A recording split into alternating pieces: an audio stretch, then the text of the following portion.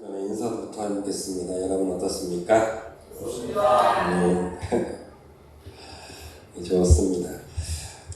오늘 말씀의 제목도 따라해볼까요? 흔들리지 맙시다. 흔들리지 마시다. 네, 흔들리지 맙시다 라고 해보았습니다. 어렸을 때 저는 상당히 개구장이었습니다. 그래서 나무라는 나무는 다 올라다녔어요. 전봇대도 많이 탔고요. 그래서 많이 떨어지기도 했어요. 그래서 머리에 땜빵이라고 하죠. 이 땜빵 자국이 상당히 많이 있어요. 머리를 짧게 밀면 이렇게 군데군데 그렇게 흠집이 나 있어요. 근데 어렸을 때부터 올라가는 걸 좋아했고, 그 올라가서 그냥 가만히 있는 게 아니라 또 그 얇은 가지 위를 이렇게 걸어 다니는 걸 그렇게 했어요. 마치 원숭이처럼. 제가 원숭이 띠거든요. 그래서 종종 어머니께서 원숭이 띠라서 너 그러냐라고 얘기를 하면 또 나는 원숭이 띠라서 그런다고 하면서 또 부모님이 보는 앞에서 그 위험한 행동을 많이 했습니다. 그런데 그 나무, 작은 얇은 가지 위를 걸어 다닐 때 여러분들이 해보신 분은 아실 거예요. 이게 쉬워 보여도 결코 쉽지 않습니다. 지금 하라고 하면 절대 못해요. 무서워서. 근데 얇은 가지를 걸어갈 때 가장 중요한 게 뭘까요? 가벼운 걸까요? 물론 그것도 중요하겠죠. 흔들리는 거예요. 네? 흔들리는 거. 네, 맞아요. 흔들리지 않고, 흔들리는데 흔들리지 않고 가는 거. 이게 뭐냐면 평행감각이에요. 평행감각. 그래서 흔들리는데 이상하게 넘어지지 않는 거예요. 여러분들이 서커스나 우리나라 외줄타기를 보는 분들이 종종 있을 거예요. 그분들이 가만히 있던가요? 가만히 있는 경우는 거의 없어요. 위아래로 뛰거나 좌우로 움직이거나 계속해서 흔들어요. 그런데 희한해요. 떨어져요? 안 떨어져요. 근데 여러분이 올라가 보세요. 여러분들은 어떻게 하려고 해요? 경직돼서 딱 걸리고 안 떨어지려고 가만히 있으려고 해요. 막 이렇게. 그러다 보니까 균형을 잃고 또 떨어져요. 저는 제목 가운데 흔들리지 맙시다 라고 했는데, 제가 여기서 말하는 흔들리지 말자는 얘기는 평형 감각을 가지되 떨어질 만큼 균형을 잃지 말자는 얘기예요. 배라는 게 있어요. 저 방망대를 떠다니는 배가 있어요. 그 배가 빈통으로 되어 있는 것 같죠? 그렇지 않아요. 그 배의 무게추를 잡는 중추적인 역할을 하는 것들이 있어요. 물로 채워지든 어떤 추가 있든 이 배를 복원력이라고 하거든요. 파도가 쳐서 이 배가 일렁일 때 다시 원 상태로 돌려놓으려고 하는 힘, 그것을 가진 배는 쉽게 전복되지 않아요. 저와 여러분들이 오늘 하나님의 말씀을 듣고 회복하길 원하는 건 뭐냐면, 흔들려도 돼요. 조금 이리저리 갔다 외면하고 죄를 짓고 또 하나님의 말씀 때론 듣지 못하고 괜찮아요. 그런데 어떻게 하자는 얘기냐면 다시 원래의 자리로 돌아오자는 얘기예요. 떨어지지 말자는 얘기예요. 오늘 여기 흔들리지 맙시다 라고 했는데 이건 데살로니가후서 2장 이 상반절에 보면 흔들리지 말고 견실하라는 이 바울의 이야기를 그냥 제가 좀 따와서 흔들리지 말자고 하는 거예요. 그리고 우리나라의 이번 해는 좀 되게 특별했던 일이 있어요. 제 기억으로는 태풍이 우리나라에 오지 않았어요. 그쵸? 그래서 이번 해는 참 특이하다라고 생각을 했는데, 태풍이 올 때마다 여러분들이 TV나 뉴스를 통해서 보게 되는 게 있어요. 가지들이 어떻게 돼요? 찢어지고 뿌리째 뽑혀버려서 넘어져 있는 모습을 종종 보여요. 그런데 큰 가지들은 그렇게 넘어지는데 희한해요. 이제 막 나오는 가지들은, 이제 막 나온 이 풀 같은 애들은 어떻게 해요? 태풍이 뭐 얼마나 세게 불어도 그냥 넘어지긴 하는데 어떻게 해요? 다시 일어나 있어요. 희한해요. 저는 이것을 좀 회복하자라는 말씀을 드리고 싶어요. 너무 올곧은 생각, 너무 자신만의 생각으로 가득 차 있으면 하나님의 거룩한 바람 앞에 우리는 쓰러질 수밖에 없어요. 여러분들이 아무리 튼튼해도, 그리고 여러분들이 아실 것 아니에요. 공부 아무리 열심히 하고 여러분들의 스펙을 아무리 쌓아도 세상의 거대한 벽 앞에 여러분 어떻게 해요? 얻어 터지잖아요. 그리고 쓰러지잖아요. 넘어지잖아요. 그리고 다시 회복할 생각도 못하고 있을 때가 많잖아요. 그때 어떻게 하자고요? 일어나 보자는 얘기예요. 다시 한번 일어나 보자는 얘기예요. 내 안에 복원력, 믿음이 발동되어서 말씀이 발동되어서 어떻게 해요? 다시 일어나 보자는 얘기예요. 그러면 언젠간 어떻게 해요? 걸어갈 건 아니에요. 넘어질지라도 쓰러질지라도 또 일어나고 또 일어나고 또 일어나고.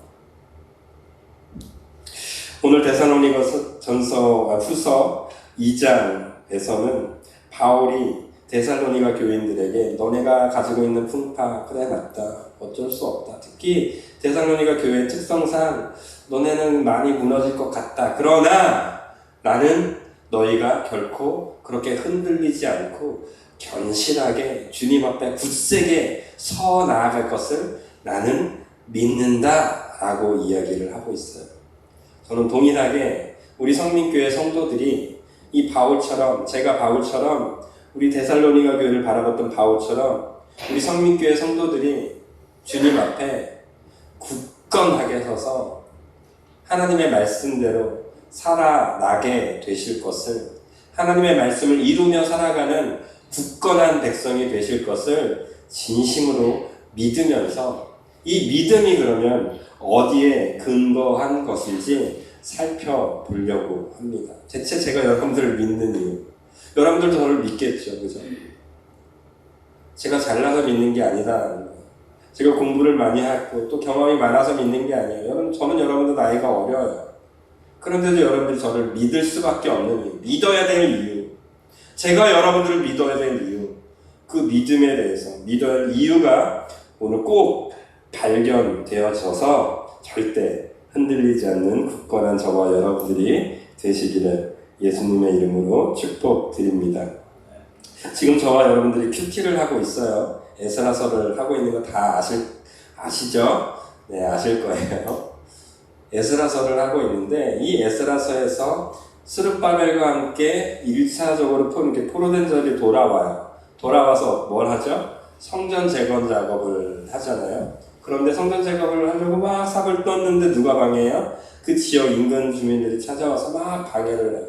야, 이거 누가 시켰냐? 야, 너 하지 말라는 짓을 왜 하냐? 막 방해를 하니까 결국 원래 명령에서는 이 성전을 회복하라고 했던 명령과는 다르게 좀 상소가 잘못 올라가서 조서문이 잘못 올라가서 결국 멈추게 됩니다. 멈추고 나서 다시 한번 이 15년 정도가 흐르고 나서 다시 한번 이 성전 재건 작업에 대해서 하나님의 말씀이 학계와 그리고 또 스가랴에게 임하셔서 그들에게 다시 성전 작업을 할 것을 명령하게 돼요. 그리고 나서 선포된 게 제가 여러분들에게 평행 본문으로 드렸던 말씀인데 학계서 1장 15절에서 2장 5절까지 말씀이 그런 거예요. 성전 작업이 멈추고 다시 시작하려고 하는 사람들에게 하나님께서 이야기하는 거예요. 혹시 말씀 잠깐 펴주실 수 있을까요? 2장 4절 말씀. 그 멈춰버린 성전 재건 작업 속에서 하나님께서 학계와 스가랴에게 얘기하고 있는 거예요. 그리고 여호수아에게 같이 읽어보겠습니다. 시작. 그러나 여호와가 이르노라 스룹바벨아 스스로 여호사닥의 아들 대제사장 여호수아야 뭐래요? 스스로 여호와의 말이니라. 이 땅 모든 백성이 스스로 굳세게 하여 일할지어다. 내가 너희와 만군의 여호와의 말이니라. 자, 하나님의 말씀이 학계에게 임하셨어요. 그 말씀은 뭐냐면 멈춰버린 이 성전 재건을 다시 시작하라는 거예요. 그래서 그 당시에 지도자였던 스룹바벨과 여호수아, 대제사장 여호수아에게 다시 한번 네가 성전 재건 작업을 시작해야 돼 라고 말씀을 툭 던져주게 되는 거예요. 그런데 이 말씀의 포인트는 뒷부분에 있어요. 이 말을 하는 자는 누구래요? 만군의 하나님 여호와다 라고 딱 못을 박는 거예요. 저와 여러분들이 흔들리지 말아야 될 것, 믿음이 흔들리지 않아야 될 이유는 우리가 믿는 대상이 만군의 하나님 여호와이시기 때문입니다. 다시 한번요. 저와 여러분들이 이 자리에서 하나님의 말씀을 믿고 순종해야 되는 이유, 어떠한 말씀이 내게 떨어지고 어떠한 내 마음속에 부담이 있더라도 그 말씀에 순종하면서 나아가야 될 이유, 그것은 하나예요. 만군의 여호와, 우리를 창조하신 하나님께서 우리에게 말씀하셨으므로 순종해야 된다라는 거예요. 여러분들의 가정에 반려견이 있을 거예요. 그죠? 있는 집이 많아요, 지금. 근데 죄송합니다. 좀, 이상한 말 쓸게요. 개가, 개 X가 아빠가 왔는데, 주인이 왔는데 쳐다보지도 않아요. 밥 주려면 주고 말라면 말고 꼬리 한 번 흔들지 않아요. 그럼 어때요? 괘씸하죠. 내가 너의 주인인데. 그런데 이게 더군다나 집에 있을 때는 그나마 그런 척하지 밖에 나갔더니 다른 사람들만 막 좋아해요. 주인 보고 으르렁대고 있어요. 여러분 어떠실 것 같아요? 사랑하니까 또 안겠지만 어떻겠냐고. 괘씸하지 않겠어요? 이게 주인도 못 알아보네. 저와 여러분들이 하나님을 믿는 사람으로서 하나님 앞에 순종해야 될 이유가 거기서 좀 힌트를 발견하셨으면 좋겠어요. 왜 세상 앞에서는 그렇게 꼬리 내리고 배를 드러내면서 왜 하나님 앞에서는 이것 좀 해달라고 저것 좀 해달라고 왜 하나님 앞에서 그러고 있냐고요. 이걸 좀 바뀌어야 되지 않겠습니까? 오히려 하나님 앞에서 꼬리 내리고 배를 드러내야죠. 왜 세상 사람들 앞에서 우리의 배를 드러내고 있냐고요. 왜 꼬리를 내리고 있냐고요. 우리의 주인은 누구예요? 하나님 한 분밖에 없습니다. 사랑하는 성도 여러분, 오늘 말씀을 통해서 가장 귀하게 여기는 단순한 진리, 이건 늘 얘기해요. 우리의 주인은, 우리의 믿음의 대상은 누구예요? 하나님밖에 없어요. 하나님이 말씀하시니까 순종하는 거예요. 제가 이 자리에서 하나님의 말씀을 전하니까 제 말을 들을 필요도 없어요. 그냥 말씀이 옳은 것 같으면 어떻게 해요? 하나님의 말씀인 것 같으면 어떻게 해요? 하기 싫어도 하십시오. 부담이 돼도 하십시오. 하나님이 하시는 말씀이니까. 그래서 이스라엘 백성은 결국 어떻게 됐을까요? 성전 재건 작업을 시작해요. 밥술을 떠요.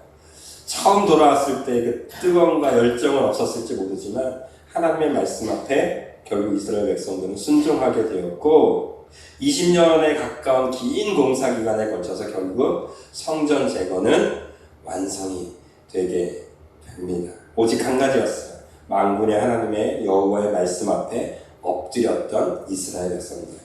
저는 그 마인드로, 그 생각으로 여러분들에게 오늘 하나님이 말씀하십니다 라는 첫 번째 이 큰 전제 앞에, 주제 앞에 여러분들에게 이 믿음에 대해서 이야기하고자 합니다. 다시 데살로니가전서 후서로 돌아오셔야 돼요. 데살로니가 후서 2장 13절 말씀부터 읽어보도록 하겠습니다. 13절. 그럼 뭘 믿어야 되냐? 같이 읽어볼게요. 시작. 주께서 사랑하시는 형제들아, 우리가 항상 너희에 관하여 마땅히 하나님께 감사할 것은 하나님이 처음부터 너희를 어떻게 해요? 택하사. 이건 지난주의 말씀과도 동일해요. 또 반복이 되고 있습니다. 하나님이 저와 여러분들을 택했다라는 이 믿음을 절대 잊지 마십시오. 하나님은 저와 여러분들을 어떻게 해요? 부르시는 분이에요. 하나님이 이 성민교회 건축, 하나님이 성민교회에서 하고자 하시는 일들 여러분이 없으면 못할까요? 여러분 착각하지 마십시오. 소장선 목사가 이 자리에 없다고, 또 여기 혹은 더 대단한 목사가 여기 없다고 성민교회 해야 할 일을 하나님께서 못하실까요?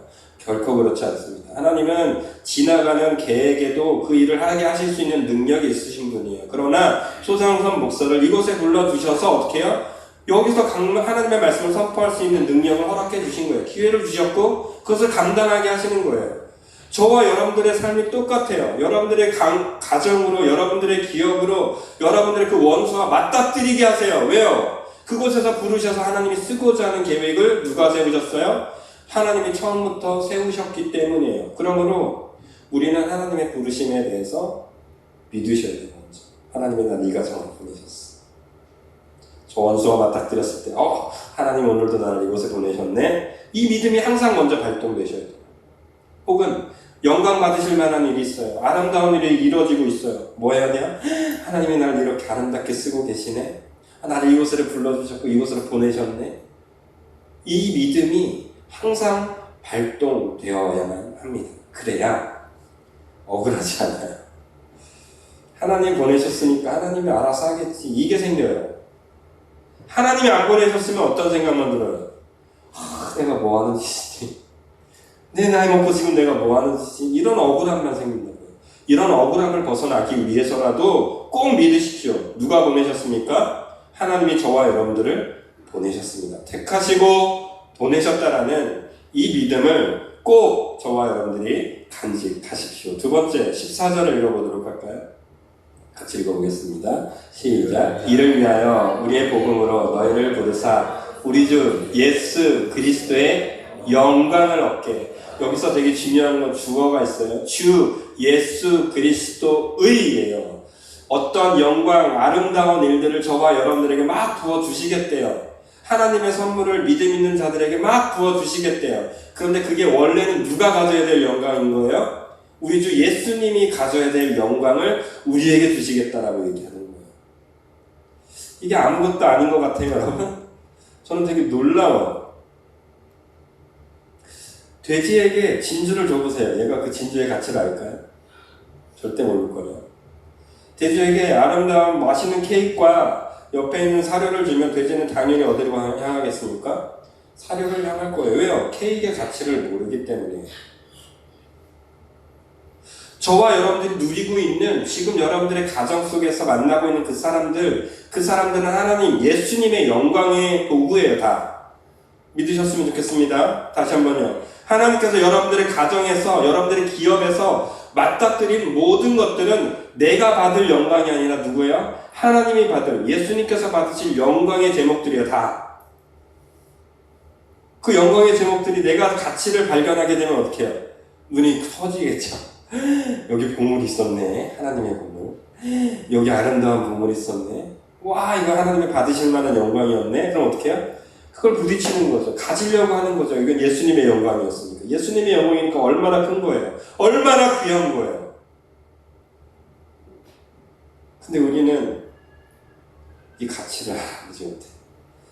마치 돼지가 진주의 가치를 알아보지 못하죠. 저는 참 못난 아빠입니다. 아들 셋이 있었음에도 불구하고 이 아이들이 셋을 키울 때 의무였어요. 그렇다고 이 아이들이 전혀 사랑스럽지 않다라는 건 아니에요. 새 녀석을 키울 때 아버지로서의 의무만 다했어요. 그래서 잘못된 거 보면 막 화내고 때리고 정말 나쁜 아빠로서 살았습니다. 근데 어느 순간 절대 딸 때문에 그런 거 아니에요. 오해 안 하셨으면. 저는 나이가 먹으면 먹을수록 우리 아이들이 점점 사랑스러워져. 괘씸한 것도 커지지만 더 이뻐 보여요. 지금 처음에 태어났을 때는 그냥 이상한 동물 하나였어요. 그러나 지금은 이 아이들이 죄를 짓거든요. 저한테. 근데 지금이 더 이뻐요. 이전보다. 왜 이야기를 했죠? 다시. 이 아이들의 가치를 몰랐을 때는요, 아팠어요. 괴로웠어요. 이것들 또 어떻게 가르치지? 이것들 또 어떻게 먹이지? 왜요? 이 아이들의 사랑의 가치를 몰랐으니까. 주님이 받으실 만한 영광의 가치를 깨닫지 못했으니까. 그러나 발견하고 나서는요, 조금 달라요. 이것도 이쁘네. 저것도 이쁘네. 저는 여러분들도 동일해요. 여러분들이 저를 어떻게 생각할지 몰라요. 저는 그래요. 우리 권사님들의 모습을 볼 때 이쁜 것들이 보여요. 하나님의 영광스러운 것들이 보여요. 그럼 어떻게 해요? 괜히 좋은 거예요. 그 권사님을 보면. 또 그 집사님을 보면 괜히 좋은 거예요. 왜요? 하나님의 영광스러운 것들이 제 눈에 보이니까 사랑스럽지 않겠습니까? 저는 여러분들에게 축복합니다. 여러분들의 원수일지라도 하나님이 받으실 만한 영광스러운 것이 맞다면 뭐가 보여요? 예쁜 게 보일 거예요. 멋진 게 보일 거예요. 사랑스러운 게 보일 거예요. 그럼 어떻게 할 수 있어요? 그 진리, 그 가치. 그 가치가 보이기 때문에 가까이 할 수밖에 없게 돼요. 그리고 어떻게든 어떻게 해요? 네, 내 것은 만들고 말겠죠. 그래서 저는 여러분들의 축복합니다. 예수님의 영광이 거기 있다면, 예수님이 받으실 만한 영광이 그 사람에게 있다면, 여러분들의 직장에 있다면 그것을 여러분들의 것으로 만들기까지 사모하시고 또 믿음의 눈으로 바라보시기를 예수님의 이름으로 축복드립니다. 자, 그리고 나서 17절을 읽어보도록 하겠습니다. 17절. 10절입니다. 네, 같이 읽겠습니다. 시작. 너희 마음을 위로하고 모든 선한 일과 저 사도 바울이 앞에 뒷부분 너희 마음을 위로하고 이건 예수님 하나님께서 너희 가운데 그런 일들을 역사할 거다라고 하는데 바울이 믿은 거는 뭘 믿었어요? 너희 말에 굳건하게 너희가 선포하는 것들에 너희가 믿음으로 행하는 일들과 너희가 믿음으로 고백하는 일들 가운데 하나님께서 어떻게 뭘 더하시겠대요? 굳건하게 하시는 능력을 더하시겠다라는 거예요. 제가 그걸 많이 느껴요. 저는 20살, 22살 군대 제대하고 오자마자 전도사 사역을 했어요. 그리고 나서 17년을 넘게 전도사로 있다가 목사 안수를 받고 처음 그때의 모습과 지금 저의 모습은 교만이라고 해도 어쩔 수 없어요. 완전 달라요. 처음엔 열정은 지금의 열정과 비교할 수 없을 정도로 대단했어요. 그러나 그 열정에 비해 실력이 형편없었어요. 지금 제가 실력이 있다는 얘기가 아니에요. 하나님은 17년 제 목사 이 교역자 생활을 하는 동안 이 열정에 하나님의 노하우, 하나님의 능력을 더하셔서 저는 그렇게 믿습니다. 앞으로도 믿을 거고요. 점점점 목사답게 만들고 계심을 믿어요. 점점점 하나님의 선하신 일들을 해낼 수 있는 능력의 사람으로 만드실 것을 저는 믿어요. 지금 바울은 여러분들에게 데살로니가 교인에게 그것을 선포하고 있는 거예요. 너네 모습이 지금 이럴지 몰라.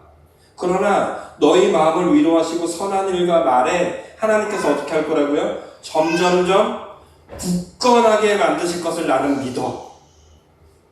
너가 그 사실을 믿었으면 좋겠다라고 선포하고 있는 거예요. 그러므로 여러분 주위에 이걸 꼭 보셔야 돼요. 아유, 쟤는 변하지가 않아. 그쵸? 네, 그런 사람 없어요?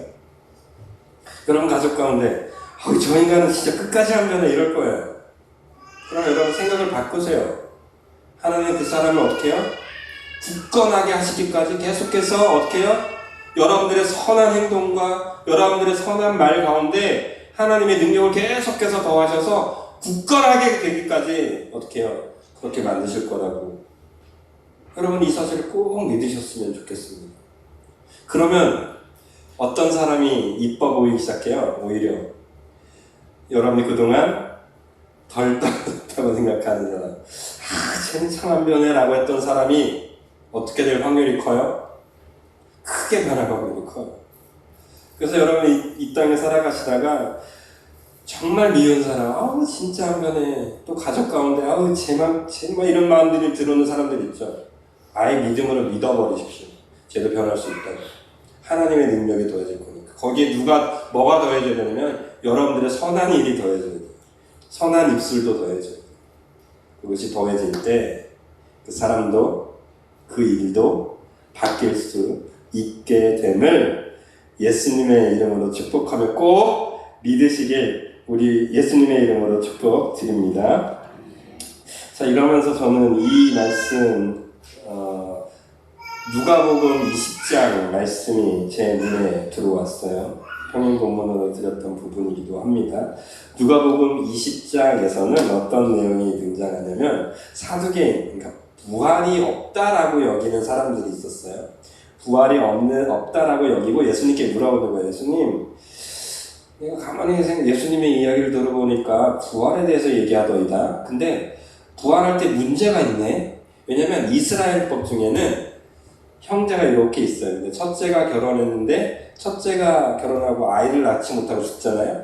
그러면 그걸 어떻게 해야 되냐면 둘째가 그 아내, 그러니까 형수가 되는 거예요. 그 형수를 아내로 취해서 대를 이을 수 있게 만들어주는 법이 있어요. 근데 둘째도 죽어버렸네. 그래서 7째까지인가 이렇게 쭉 내려간 거예요. 결국 다 죽어버렸어요. 그때 사두개인이 얘기하는, 그러면 천국이라는 곳이 정말 있다면, 부활이 정말 있다면 우리가 다 하나님 나라에 갈 텐데 그 하나님 나라에서 뭐래요? 7째 형제 중에 누가 이 여자의 진짜 남편이 될 것이냐 이 얘기를 하고 있는 거예요. 그러니까 예수님께서 콧웃음을 치시는 거예요. 귀엽게 웃으시면서 네가 부활에 대해서 잘못 알고 있다. 저는 이 말을 가볍게 안 보았어요. 우리가 예수님을 믿으면서 진짜 중요한 가치를 놓치고 살아요. 지금 부활이라는 이 큰 명제 앞에서 저와 여러분들이 가장 집중해야 될 단어는 뭘까요? 부활하고 나서의 삶일까요? 아니면 부활이 진짜 있는가 없는가일까요? 우리가 궁금해야 될 것, 가장 먼저. 다시요, 다른 질문. 여러분 교회 왜 다니세요? 천국 가고 싶은 거 아니에요? 아니에요. 혹시 난 천국 가기 싫어? 나 그냥 교회가 편해. 이래서 오시는 분 계세요? 그건 큰 오해예요. 여러분 교회 오고 예수님을 믿는 가장 큰 이유는 여러분 첫째도 둘째도 백째도 그냥 죽을 때까지 여러분 명심하세요. 구원이에요, 오직. 이 구원에서 벗어난 모든 것들은 여러분들이 다 지우셔도 상관없어요. 사두개인은 지금 구원이 있냐 없냐, 구원에 대해서 엉뚱한 거에 질문을 가져요. 구원 받고 나서 저 천국에서의 삶, 그게 왜 궁금해야 될지. 구원을 받을 수 있냐 없냐가 훨씬 중요한 거 아니에요? 여러분들이 북한에 있다고 생각해 보자고요. 북한에 있으면 지금 남한으로 오는 게 중요한 거 아니에요? 남한에 살면 정말 죽는 자 살면 이런 화려한 삶들이 있다 꿈꾸는 건 좋아요. 근데 그런 꿈만 꾸다가 계속 북한에 있으면 얼마나 비참하겠냐고요. 진짜 중요한 건 북한에서 딱 나와서 어디로 오는 거예요? 자유의 땅으로 오는 거 아니겠냐고요. 믿음으로 그걸 믿고 어떻게 북한을 나가야 될 것 아니에요. 그 안에서 왜 계속 발버둥 치고 있냐고요. 나만 가봤자 별거 없대. 왜 쓸데없는 거에 관심이 이렇게 많냐. 저와 여러분들에게 가장 중요한 것, 그것은 하나예요. 귀결돼요. 그것은 부활입니다. 부활신앙. 예수님께서 이 땅에 살아계시고 십자가에 죽으시고 어떻게 했어요? 3일 만에 다시 부활하셨잖아요. 그리고 스스로가 말씀하셨잖아요. 내가 부활의 첫 열매가 된 것처럼 너희도 어떻게 해요? 그 부활을 너네가 다 경험할 거라고 얘기하셨다면 우리는 이 사실만을 믿고 천국만을 소망하면서 살아가야 되는데 우리는 이걸 그냥 망각해버려요. 세상이 여러분들에게 툭 던져주거든요. 야, 구원도 좋아. 근데 뭐부터 해요? 돈은 벌어야 될 것 아니냐라고 얘기해요. 자, 구원 좋아. 근데 뭐부터 해요? 야, 가족은 좀 챙겨야 되지 않냐. 틀린 말 아니죠. 다 맞는 말이에요. 악한 사단 마귀가 여러분들에게 절대 틀린 말 하지 않아요. 맞는 말 같은 것들을 해요. 그런데 중요한 게 있어요. 하나님은 저와 그게 정말 먼저니? 정말 그걸 먼저 해야 되는 게 맞니? 하나님은 언제나 저와 여러분들에게 내가 너에게 첫 번째가 맞니? 물어보실 거예요. 사랑도 똑같아요. 용서도 똑같아요. 말씀을 순종하는 것도 똑같아요. 우선순위를 알면 믿음이 생겨요. 어쩔 수 없어요. 하나님을 가장 먼저 두면 하나님을 믿게 되는 것처럼 이 우선순위를 항상 우리에게 하나님을 두게 되면 우리는 하나님의 말씀대로 살아갈 수밖에 없어요. 하나님은 저와 여러분들에게 이 땅에서 뭐 하려고 오셨어요? 구원하시려고 오셨어요. 여러분 이 진리를 놓지 마십시오. 예수님이 십자가에서 죽으신 이유가 여러분 배불리 먹게 하려고 생각해 보세요. 그러려고 오셨겠어요? 절대 그렇지 않아요. 하나님은, 예수님은 이 땅에 저와 여러분들을 딱 하나요. 구원하시려고 오셨어요. 하나님과 교제하게 하시려고, 하나님과 손잡게 하시려고, 하나님과 사랑하게 하시려고. 이 구원에 초점이 있음을 절대 놓치지 않았으면 좋겠습니다. 그래서 오늘 이렇게 결론 드리고 싶어요. 사도 바울이 데살로니가 교인들에게 왜 앞상에서도 계속 구원, 뒤에서도 계속 구원, 하나님은 너희를 믿는다, 너희가 해낼 수 있다, 계속 그렇게 하실까요? 하나님께서 하시겠다라는 또 다른 반증이 아닐까라는 상상을 해본 거예요.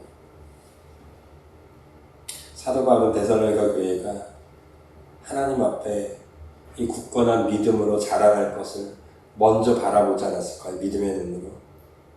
그리고 너네도 할 수 있다고. 예수님의 마음을 품지 않았을까요? 그래서 너네가 할 수 있다고 같이 하자고 그렇게 권면하지 않았겠냐고. 사랑하는 성민교회 여러분, 여러분들은 진짜 성민교회 교인이 될 수 있습니다. 아니, 그렇게 하시겠다는 분이 누구예요? 하나님이시라고 오늘 말씀해 주고 있습니다. 다시 한번 17절 새길 말씀으로 읽어볼까요? 주보에 보시면 새길 말씀이 되어 있습니다. 같이 읽어보겠습니다. 너희 마음을 위로하시고 모든 선한 말과 굳건하게 하시기를 원하노라. 사도 바울이 데살로니가 교인들에게 그 마음으로 선포했다면 저도 그 마음을 동일하게 여러분들에게 선포합니다. 하나님께서 여러분들의 마음을 위로하시고 모든 선한 말과 일에 굳건하게 하시기를 지금 원하고 계십니다. 그렇다면 이제 저와 여러분들이 해야 될 것은 딱 두 가지예요. 선한 말을 하십시오. 하나님의 선한 말만 하십시오. 그리고 하나님이 시키신 선한 일을 행하십시오. 그러면 저절로 우리의 삶 속은 점점 어떻게 돼요? 굳건해지게 될 거예요. 흔들리지 않게 될 거예요. 여기서 말하는 흔들림은 작은 흔들림이 아니에요. 뽑히는 일이 없을 거라는 거예요. 구원을 놓치는 일이 없을 거라는 거예요. 하나님의 구원에서 멀어지는 일이 없을 거라는 얘기예요. 그래서 오늘 이 찬양을 우리가 좀 드렸으면 좋겠다라는 생각을 했어요. 수요 기도회 때마다 우리가 이 찬양 많이 드렸어요. 세상 흔들리고 라는 찬양. 제목 가사부터 읽어드릴까요? 세상 흔들리고 사람들은 변화해도 나는 주를 섬기리. 주님의 사랑은 영원히 변하지 않네. 나는 주를 신뢰해. 그리고 나서 반복돼요. 오직 믿음으로 내가 삽니다. 여러분, 믿음으로, 이 주님을 신뢰하는 믿음이 오늘도 내일도 반복되시기를 진심으로 축복하면서 우리 찬양합시다. 세상은 흔들리고